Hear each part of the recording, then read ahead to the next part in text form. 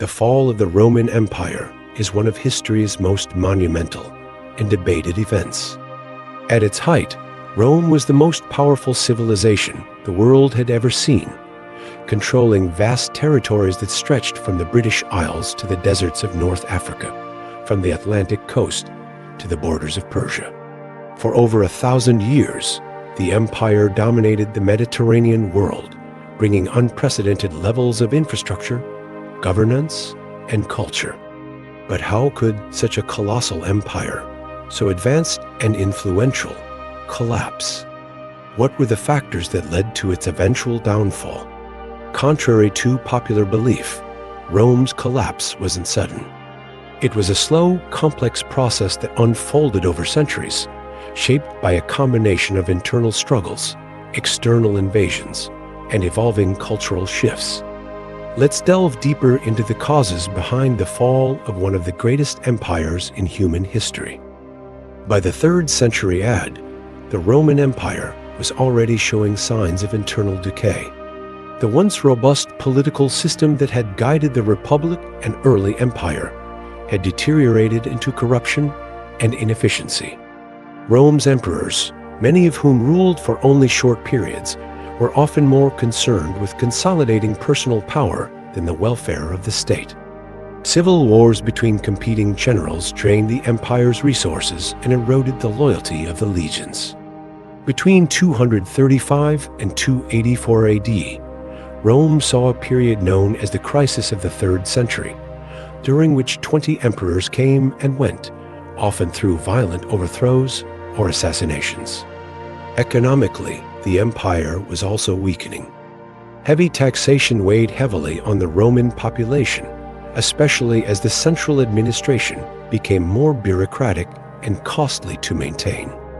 Inflation became rampant as the empire debased its currency, and the once thriving trade networks started to falter. Rome's economy relied heavily on slave labor, which, while effective in earlier times, became less sustainable as conquest slowed and slaves became scarcer. This reliance on forced labor undermined technological innovation and created an economic stagnation that worsened over time.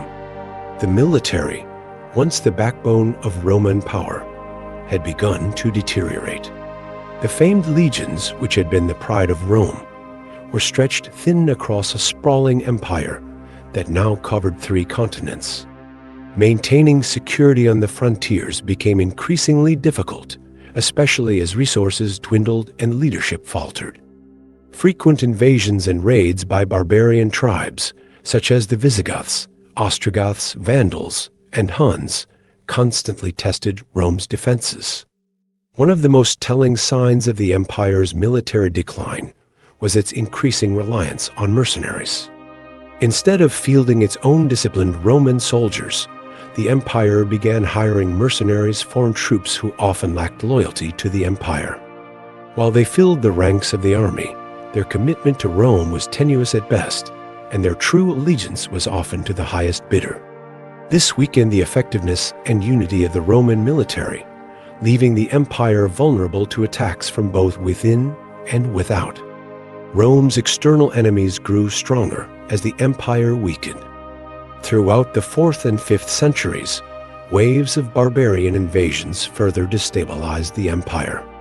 The Visigoths, who were initially allowed to settle within the empire's borders, rebelled and famously sacked the city of Rome in 410 AD under their leader Alaric. This event shocked the Roman world, as it was the first time in over 800 years that the city of Rome had fallen to an enemy. In 455 AD, the Vandals, another Germanic tribe, launched a devastating invasion, plundering the city of Rome and further stripping the empire of its resources and prestige. These invasions were not isolated incidents, but part of a broader pattern of incursions by various tribes seeking refuge or plunder within Roman territories. The Huns, led by their infamous ruler Attila, also ravaged parts of the empire during this period. The final blow to the Western Roman Empire came in 476 AD, when the last Roman emperor, Romulus Augustulus, was deposed by Odoacer, a Germanic chieftain. This event marked the symbolic end of the Western Roman Empire, although in reality, the empire had been crumbling for decades before this. The empire's economy, already fragile, was further strained by constant warfare and the lavish spending of the Roman elite. Wealthy aristocrats lived in extravagant luxury, while the majority of the population suffered under oppressive taxes and increasing poverty. The heavy taxation system, implemented to support the military and the bloated bureaucracy, crippled the middle class and led to widespread social unrest. Many small farmers lost their lands and livelihoods, leading to a decline in agricultural productivity, which further weakened the empire's economy. Inflation soared as the empire debased its currency, leading to a devaluation of money that harmed trade and commerce. The famous Roman roads, once the arteries of a thriving economy, became less safe as law and order broke down. Trade routes were frequently raided by bandits and invading tribes, and the infrastructure that had supported the empire's expansion began to crumble. Cities that had once been vibrant centers of Roman culture and commerce fell into decline, with public buildings, roads, and aqueducts falling into disrepair. The rise of Christianity also had a profound impact. While it unified parts of the empire spiritually, it shifted focus from Roman civic duty to the afterlife, leading to changes in how people viewed authority and governance. Some historians argue that this shift contributed to the weakening of traditional Roman values. The fall of Rome wasn't due to one single event, but a combination of internal weaknesses, external pressures, and the inability to adapt to a changing world.